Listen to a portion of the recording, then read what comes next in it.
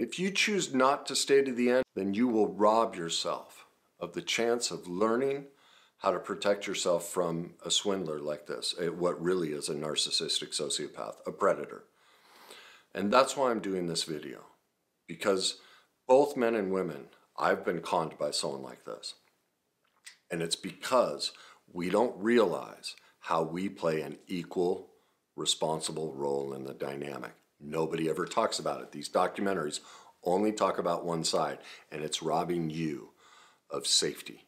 And that's why I'm doing this video, all right? And you're gonna see, I'm not victim blaming, I'm not blaming the women, I'm empowering them and bringing truth to this whole dynamic, which will set all of us free and raise our abilities to create relationship, find love, and defend ourselves against predators beyond anything that video or anything else will give you. So the first thing to recognize is the reason that this happened, and the reason I can prove all of this to you, is because of two major advances in the neuroscience and psychology fields. One was done by Lisa Feldman. It's been done for, she's proven it over a very long period of time, but she shared her discovery in 2017, and it's her work around how emotions are made. She came out with this book in late 2017, early 2018, How Emotions Are Made, and it completely transformed everything we know about how emotions work in our brain. And I'm going to share with you, and you're going to see the old model and how we think emotions and the brain and body work is all faulty, and that's why this is so important that you listen to this, and this is why part of why the women are not responsible. It just came out. It's just been discovered in the last 5 years. They didn't know about this. They were in the midst of the swindling. They're not to blame, okay? The second reason is because of my own discovery, something I call the worst day cycle. Now, ironically, my book came out at the exact time, almost the exact time as hers. They coincide each other.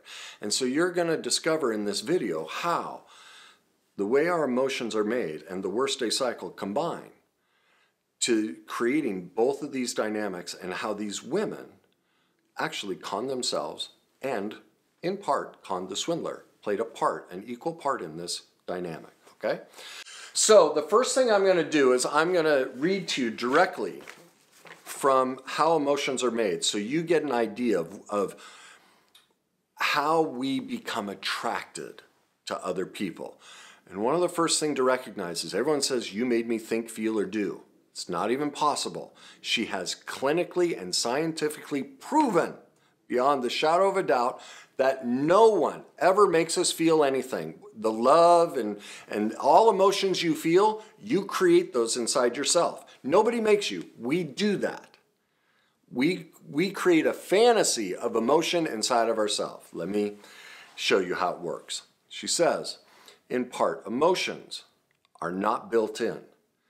They are not universal, but they vary from culture to culture. Remember, culture is one of the reasons these women swindled themselves. They are not triggered. We create them. They emerge as a combination of the physical properties of the body, a brain that wires itself to adhere to whatever environment it develops in, and your culture and upbringing, which provide that environment. So do you see? Emotions are created by three things. The physiology of your body. And so your body, you're not born with emotions, you're born with basic feelings.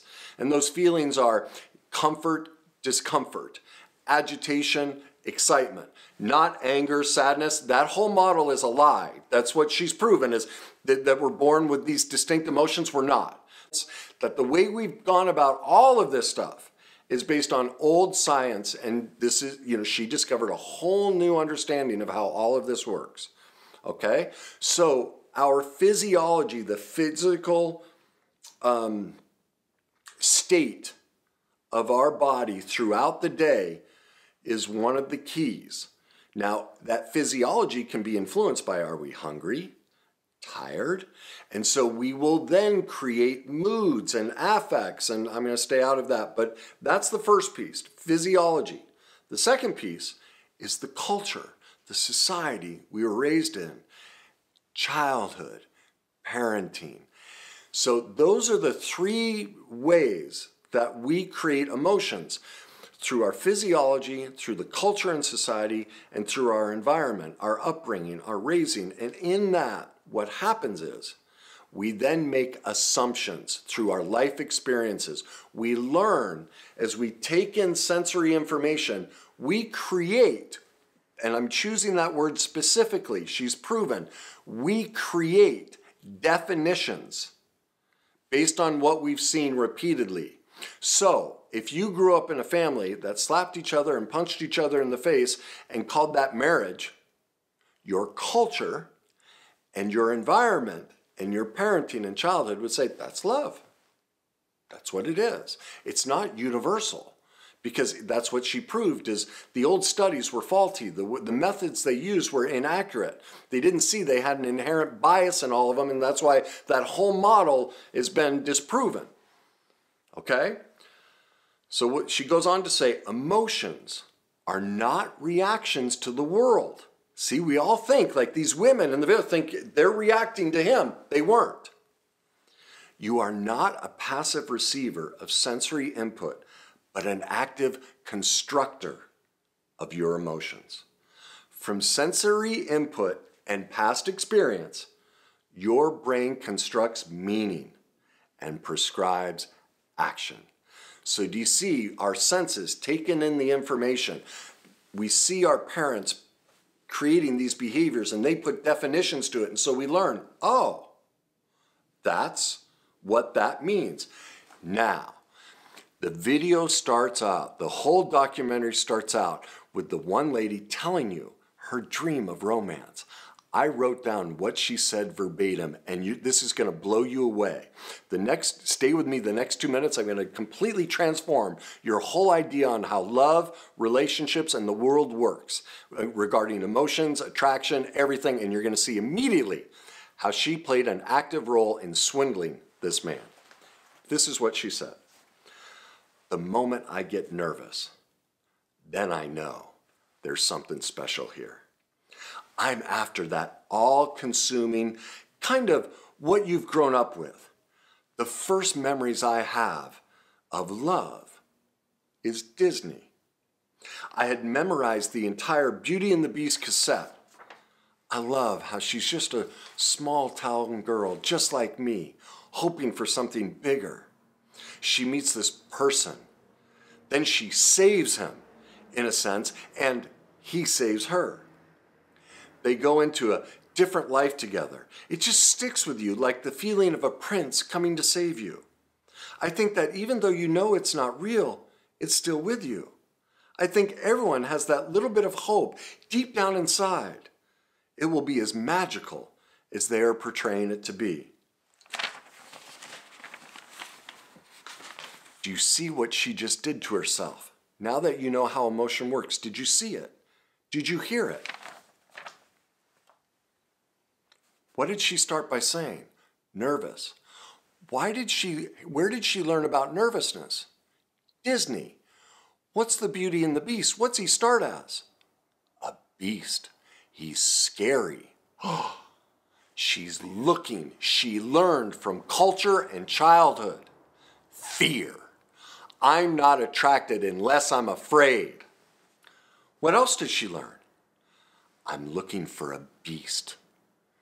do you remember how, I'm sorry, I've been with narcissists. I can see a narcissist a mile away. As soon as they showed his picture, I saw a beast. I was like, the emptiness and darkness in his eyes and the false facade of his whole mannerism. I'm like, no, thank you. But she grew up and created, remember emotion, she created her own construction of what love looks like. It looks like a beast. A prince that she can save. Why did she give him the money? Go back and watch the video. And every time he asked for money, she kept giving, and she flatly says, because I wanted to save him.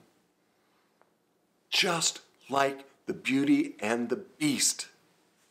She doesn't realize it, but she's conning him. She wants her Disney dream. She's going to save this beast and make him her prince. Sorry, I'm just like, when I saw this, I'm like, this is so powerful. What she doesn't realize, because nobody's taught how any of this works, is that belief that I can save somebody. This is the con job. That's a God complex. The belief that I'm powerful enough, and this is what I always talk about. This is really going to test how you create your own emotions and are going to try and blame me based on your history, because I'm going to be challenging your whole beliefs, everything your whole fantasies that you've created about how life works. But this is what I talk about, where the person attracted to a narcissist is just as narcissistic. Do you hear how narcissistic that is? She thinks she can save him, that she's powerful enough. That's a godlike complex. That's what happens to the people who end up with narcissistic sociopaths. They are just as manipulative, but they're manipulative from the disempowered victim position, where the narcissist is manipulative and controlling from the falsely empowered. See, he's false. None of it's real, right? He's stealing from everybody. It's false power. Well, her power is false too. She thinks she's a god who can save him, send him enough money, and he'll love me like a prince. It's a mutual con job. Again, she's not to blame, because remember, he's conscious. Because as a society, because it was only 5 years ago, the worst day cycle and how emotions were made came out. Nobody knows this. She's not to blame. You cannot blame somebody for doing something she wasn't even aware of. Nobody's taught us that this is how these dynamics work, how emotions work, how the worst day cycle works. She also doesn't realize that what she's describing in the Disney movie is something called love addiction. We've all been raised that that is love, the Beauty and the Beast. Well, the hallmark of love addiction is to create a fantasy of a super being, of a prince or princess that's going to be, how did she put it? What did she say? She meets this person and saves him, and in a sense, he saves her. That's all fantasy. That's not love. That's not how it works. They go into a different life together. It just sticks with you. Like this, she's at the time, a late 20s-year-old woman living as a 6-year-old in a fantasy. She's not even present. She's creating and living out of a construct of emotions that she's implanted into herself. Nobody's done it to her. But nobody taught her this is how it works. She's not to blame. She had no chance. She's not responsible for that. But she did con herself unknowingly. Now, as Lisa Feldman Barrett, who is cited, the top 1% of all scientists cited because of her work in the world, she talks about how this dynamic works in the book. And she tells a story of how we classify our life experiences. And she goes out on a date. So a guy asked her out, she's in college, goes out on this date, isn't really into the guy, but decides to go out, and then in the middle of dinner, all of a sudden she starts getting this flutter feeling, nervousness and everything, right? Starts to realize, well, gosh, I'm getting the feeling. Maybe I really like this guy. Well, she starts to get more animated, more into the date and everything. When they end on good terms, she goes back home, walks in the door, and throws up everywhere. For the next week, she's sick in bed with the flu. Remember what causes emotions, how we create it? Our physiology. And then the second thing is it's based on experiences, and we draw conclusions, and our brain becomes a predictor. This is what our brain does to try and save energy and run our life. Our brain is just here to run our life. Okay? And so it's constantly, what it tries to do to make it easy on itself is it learns from past experience and then projects those past experience, the meanings, onto the future and in the moment. So what she had done, unknowingly to her, was mix up past experiences. Butterfly feeling means I love this guy. No, it means you're about to get the flu. She didn't know that. She was younger. Newer inner life experiences. didn't understand that her physiology was creating this feeling, and then she was pulling life experiences from her parenting, childhood, everything to determine this meaning. She completely misunderstood it, and so did these women. All right? They don't know because we don't teach this stuff. They're doing the best they can. The other thing to recognize is, do you know where that butterfly feeling comes from? Too, that nervousness. Remember, she talked about she's looking to be afraid. Well, now we're getting into how the worst day cycle works. What I discovered, all of us in childhood go through trauma. All of us. The problem is people equate trauma with severe events as though trauma is only if there's a natural disaster. Like it has to be that severe. A traumatic event is any life event that creates a negative emotional experience. We've all been through trauma, severe trauma. Now, what happens in trauma, and the ideal way that trauma happens to us in childhood, to all of us, is because we don't teach how to parent, because even if we did, we're all perfectly imperfect. What parents do is when we make a mistake, instead of saying that behavior was wrong, they send the message, you as a person are wrong and bad. So, we end up developing a shame core that I'm defective. Also, we learn about relationships from our primary relationships as a child, from our parents, watching them and their relationship with us. Nobody ends up with a narcissistic sociopath unless they've seen complete chaos, manipulation, and shame and disregard in their childhood.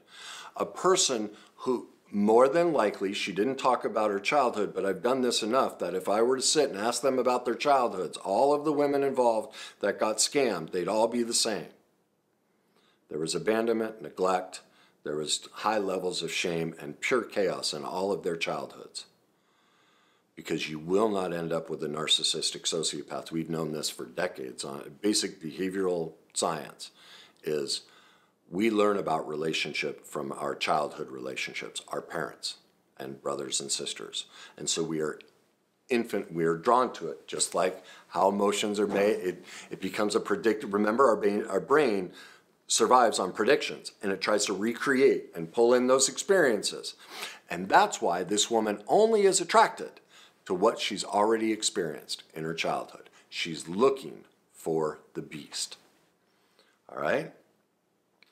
So as I was saying, every parent, directly or indirectly, and most often not on purpose. This isn't about blaming parents either. They're just perfectly imperfect. Again, we just like these women, nobody teaches this stuff. Nobody is aware. But instead of sending the message that what we did was bad or wrong, they send us the message that who we are is bad or wrong. Now, trauma and shame are conditions of powerlessness. We lose our inherent power because, do you see, we're an infant, we're a young child, a developing child, a teenage child. Survival depends on our caregivers. So do you see, if we don't adapt in that moment, if we don't create emotions, definitions from the life experiences that give us away and put us in that victim position so that we can survive, we won't survive. We give ourselves away, and this is where we pick either the falsely empowered, shame-based, or the disempowered. And so the falsely empowered, that tends to be the narcissistic sociopath or just the falsely empowered codependent. These are most successful people, athletes, politicians, business people. They're falsely empowered. Most, not all, but most. All right? And those that are attracted to them tend to be the covert, manipulative victim. It's the disempowered, and again, I say it's manipulative because it has a God complex tied into it and the thought that they can rescue and help the other person. It's a distorted view in our society of what help looks like and what kindness looks like. Because as a child, the only way they got noticed from the shame was to give themselves away. Like these women gave themselves away emotionally, spiritually, and definitely financially. They kept giving That's a shame core. That's a disempowered shame core that's trying to control. Please see me, notice me, love me, don't leave me, from the disempowered victim position. But it's a manipulation, just like this is. Again, the difference being he's consciously aware, the disempowered isn't. All right? But it is about power because it's a God complex. We think we can fix them. And that has tinges. It's not narcissistic. It doesn't fit the clinical definition, but it's very similar to it. All right? And wait till you see. I'm going to show you how this is all about power, just like the narcissist. Do you see what happens? When we become the victim, look at what happens in our culture. Who has all the power in our culture? The victims, right?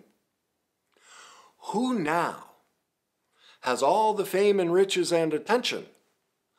The women, right? They have their own documentary. They have millions of people sending them. Now, look, there are a lot of terrible people sending them terrible messages that are incorrect.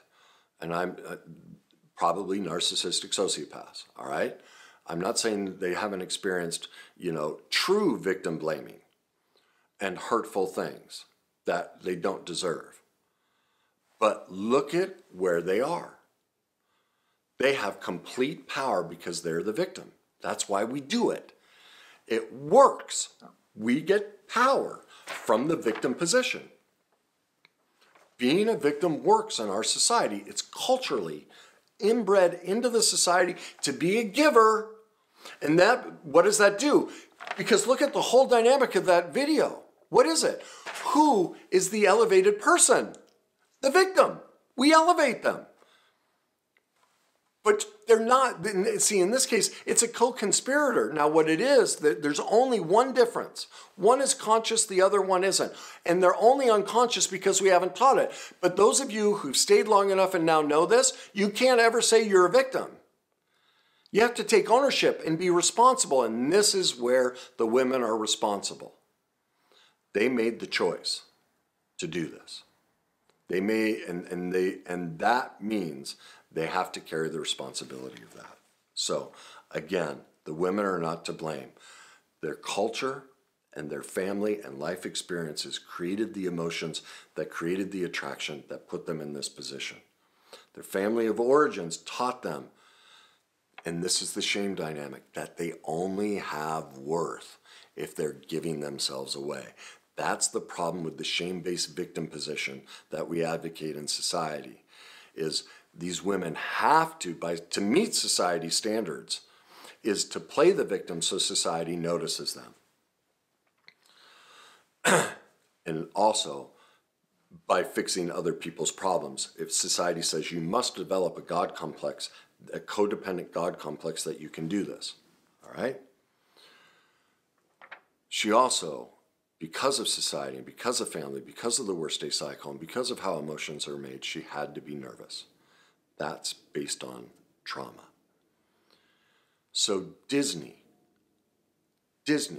trained her to look for a beast and to skew that the idea of true love is based on intensity and trauma. She's not to blame for that. And I don't think Disney even knows that that's what they're training young children to look for, and that they're training them to become love addicts and love avoidance. They don't even know that. We don't, again, both of these processes were just discovered in the last 5 years of how this works, okay? So I'm not blaming anybody. You can't be blamed for doing things you weren't even aware of. But that's why I teach emotional mastery. It's based on the concepts of what creates all of this. What creates it? The physiology within our body. We store trauma in our body, that physiological state. We must become aware. What's my whole process? You first look at a feelings wheel. That gets you, what am I feeling? Well, to do that, you have to be in touch with your body. Then you ask yourself, where in my body do I feel this? Now, for the first time, I'm in touch with the trauma that I'm experiencing. What's my first memory of this trauma? We catalog it all the way back to the beginning. Now I see where I learned the behaviors, just like her, to be nervous and relive her trauma against herself. And the only man she's going to be attracted to in a room of 10,000 is a narcissistic sociopath who's a beast that she can manipulate with a God complex from the bottom victim position to feel good about herself, to heal the shame that she's completely unaware of that's caught in her worst day cycle. And then she can use denial and say, it wasn't me, which is stage 4 of the worst day cycle, and walk away from responsibility and get love and control of power over everybody. And so we first must connect to our body, go back to the past, and see how the original traumatic events are still running our life today. Remember, I talk about 95% of our life, we are not adult. That's more proof of it. That our emotions, when we have an emotion, they are based on our life experiences. When you experience, as you're listening to me, you're drawing on life experiences of where you felt uncomfortable and didn't like what you heard, and you're probably experiencing shame moments, feeling like I'm your father, your mother, brother, somebody saying you're bad or wrong, and you might even feel like stupid. Why didn't you know this? Like you're projecting that feeling onto me and in yourself. You're creating it. I'm not doing it. It's all based on your trauma history, the worst day cycle, and how you learn to catalog the emotions of your life. And then you're projecting it onto me. And so those are the first 2 stages of the healing work, and emotional mastery then teaches you the third of how to create new experiences with emotions, new definitions for all of these life situations, so that you look for the prince and not the beast. That's the value of all of this. Now, how can you learn more about this? I could go on and on. But for you to accept this new truth, for you to create new neural pathways and start generating emotions that work for you, not against you, so you can look for princes and princesses and not beasts, go to her TED Talk, because it'll give you in 18 minutes, you'll get a simple idea of how you're creating all of your emotions and, in a sense, destroying your own life, okay? And I know you don't like hearing that. Oh, I don't want to be the destroyer of my life. Well, truth is truth. And see, because of your life experience with truth, you feel that's an assault against you. See, that's what emotional mastery teaches is, oh my God, that's one of the most wonderful things I heard a person say. Like, you can reorient your belief around that and your experience with hearing a phrase like that. But when you're stuck in the worst day cycle and shame and all of that, you want to withdraw and push away. So in 18 minutes, go to YouTube and listen to her TED Talk. Again, her name is Lisa Feldman Barrett, all right? And listen, you want to watch this YouTube video. You aren't at the mercy of your emotions. Your brain creates them. Pick up her book, How Emotions Are Made, by Lisa Feldman Barrett. Next, go to YouTube, go to my Worst Day Cycle playlist, and watch my 5-part series on how to reclaim your authentic self by becoming trauma-informed. I walk you through the basics of the Worst Day Cycle. Those 6 videos will, in about, maybe 2 hours, you'll have an incredible sense of how the world works and how to turn your life around and get the life you deserve, all right? And it'll lower your past life experiences and lower that dread, that emotion you're creating against all of this and discomfort and everything. And hopefully for many of you, it's excitement of, oh my God, life's gonna make sense, okay? That gives you the basics. Now you wanna go deeper, again, pick up her book and then pick up my book, Your Journey to Success, where I outline the full process of the worst day cycle so you can see how you're reliving your childhood trauma based on your culture and everything against yourself to either manipulate and control from, the falsely empowered position or the disempowered, and how you're replaying everything in your life. Like, everything in life is based off of these 2 processes. And when you have this information, man, you have the world by the tail. You can turn life around like that. Okay? Finally, start developing emotional mastery with my emotional mastery method. Go to my website, www.thegreatnessyou, Enroll in my free, I'm not charging you anything, Your Journey to Emotional Mastery. Well, you can learn how to start shifting all of that for free. Now, the full process, you have, those are the rest of the masterclasses, but you get the beginning. So, my hope is you've made it this far. My hope is you feel transformed, you feel excited at the opportunity to understand life. My hope is you heard the truth, that you didn't project your past onto me and think I'm victim blaming, but you heard that I'm trying to love everybody and protect everybody from predators so they can have the right information. If you feel that way, please share this video. Please leave me your comments. And most of all, man, I'm telling you, if you do this work, it's magic. Your life is about to get magical. Enjoy that journey. I felt like Joe Biden, like staring into the camera there. Sorry, but I'm just so excited. Once I saw this, I'm like, this is groundbreaking, because this is a perfect example to show you how all these dynamics work and how if we don't teach this stuff, documentaries like that are going to continue forever. These women didn't need to suffer. They just weren't taught about this stuff, and it could have saved them had they known about it. So enjoy that journey.